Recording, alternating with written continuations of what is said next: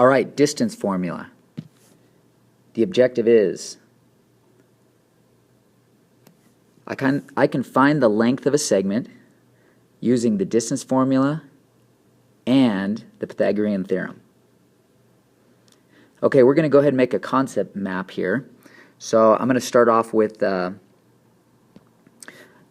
if I am looking for a line segment here. First off, I'm going to talk about how we name the length of a segment. So I'm going to go ahead and make a box that goes down here. And we've already seen this before. If I'm talking about a specific line segment on a diagram, I would indicate that by naming its 2 points, point A and point B, and then up above that I would also identify that it is a line segment by making the little line segment symbol above the AB. Now if I want to actually measure it or use math to know the actual length of that, then I would actually leave off the little line segment. So just the AB by itself means what's the measure of the segment's length. Okay, my two routes. If I'm given 2 points, I'm going to go one direction mathematically. If I'm given a graph, I'm going to try the other method. So if I'm given 2 points, I'm going to go ahead and use the distance formula. If I'm given a graph, I'm going to use the Pythagorean theorem because I think it's easier and there's less room for errors. All right, here's the distance formula, a rather large square root symbol. In parentheses x2 minus x1 squared plus the quantity in parentheses y2 minus y1 squared. And the Pythagorean, which hopefully you've heard before, is a squared plus b squared equals c squared. Okay, example 1.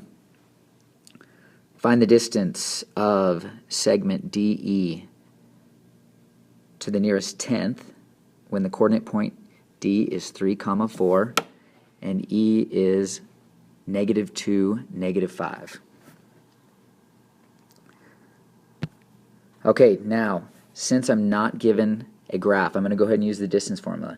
And just by indicating that I'm looking for DE here, it means I'm looking for the length or measure of segment DE, because you notice I don't have the symbol over the top. I'm going to go ahead and recopy down the distance formula here. And now, a lot like the midpoint, I need to determine which ones are going to be the x1, y1, or which one's going to be the red ones, and which one's going to be the x2, y2, the blue ones. And I always just make the first coordinate the x1, y1, the red ones, and I always make the second coordinate the blue ones.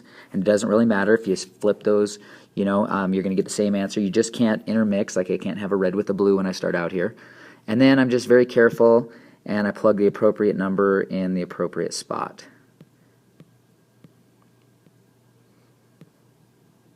And on the left, I get -2 minus 3, and I get, which is -5 squared. On the right, I get -9 squared. And that's 25 plus 81. But I still have this large square root symbol that I haven't dealt with yet.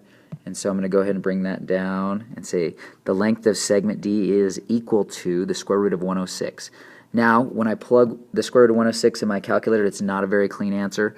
And so I'm going to go ahead and round and say the length of segment D is approximately equal to 10.3. And I rounded to one decimal place because up here it says round to the nearest tenth. Okay, example 2. Plot the same segment we just dealt with, DE, and find the length of DE from a graph. So I'm going to go ahead and make a little XY axis here. I'm going to go ahead and plot my points. There's D at the coordinate point 3, 4, and there's E at the coordinate point -2, -5. Connect the dots. All right. Now the thing I like about this, I'm going to go the other route. I'm going to do the Pythagorean theorem. Anybody can do the Pythagorean theorem. If they can turn a slanted line into a right triangle by matching the horizontal line over here with its vertical, and if they can count boxes. So for example, at the top, I notice that this is 1, 2, 3, 4, 5 units. So I'm going to go ahead and put a little 5 there. Going up and down vertically, it's 9 units. Now I'm going to do some side notes on the Pythagorean theorem here. Can I please? Sorry about the interruption. My Pythagorean theorem notes right here. I'm going to go ahead and make a little right triangle. And the most important part, I don't care where A and B go, but C has to be over here, the long leg of the triangle across from the 90 degrees. I call A and B the legs, and I call C the hypotenuse. And this is where I get my A squared plus B squared equals C squared. All right, over here on the left, I'm going to go ahead and recopy the Pythagorean theorem. And I'm going to carefully plug in the appropriate numbers. Again, I don't care, 9 could be A or B, and 5 could be A, B, or vice versa. But I don't know C, and C is the hypotenuse right here, which is what we're looking for. So 9 squared is 81, 5 squared is 25, and I get 106 equals C squared. Now the way I get rid of the C squared, the opposite of squaring something is square rooting, so I get C is equal to the square root of 106, just like we had when we did the distance formula. So really, C is the length of ED is approximately equal to 10.3. Example 3. Go ahead and plot these two line segments for me, FG and JK. Pause the video if you need to. Now we're going to find the length of FG, and we're going to find, or the measure of FG, and we're going to find the measure of JK, and then we're going to determine if line segment FG is congruent to line segment JK. So hopefully that makes sense. If I were to actually measure these out with a ruler, they're the same length, I would say, hey, these two line segments are the same shape and size, but they're in a different place on the grid. And that's why we say it's congruent. Okay, again, I'm given a graph, so I'm going to do the Pythagorean theorem. A squared plus B squared equals C squared. I'm going to start off with the red line up here, line segment FG. I go ahead and turn it into a right triangle. I identify the lengths. I'm going to say the vertical here is 3, the horizontal is 4. I'm going to plug it in for A and B. 3 squared is 9, 4 squared is 16, is equal to the length of FG squared. I do want to get rid of that square, so I square root the opposite side. And for this line segment, I get the square root of 25. Now this turns out to be a really nice clean whole number, and that's okay. So the length of segment FG is equal to 5 units. Second triangle, the blue one. I'm going to put a line here. I'm going to copy down A squared plus B squared equals C squared again.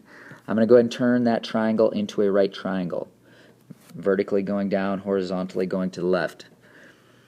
And I notice my lengths are 2 units on the bottom, 5 units up above. So I'm going to go ahead and plug those numbers into the Pythagorean theorem. Again, it does not matter which one's A and B, as long as the hypotenuse here is C.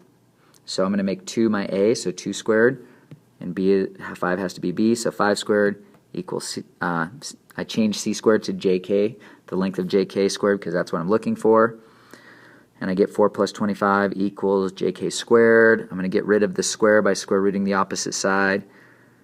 And I get the length of JK is equal to the square root of 29. And that's not going to come out to a very clean answer when I plug it into my calculator. So I'm going to go ahead and approximate, and I'll round, and I'll say the length of JK is approximately equal to 5.4. And you'll notice, just visually looking at them in the beginning, you might have thought they might be the same length, but now that we've done the math, we can see one's 5 units, one's 5.4 units. So I'm going to do 3 dots here, and these 3 dots mean therefore. And then I'm going to say line segment FG is not congruent to line segment JK.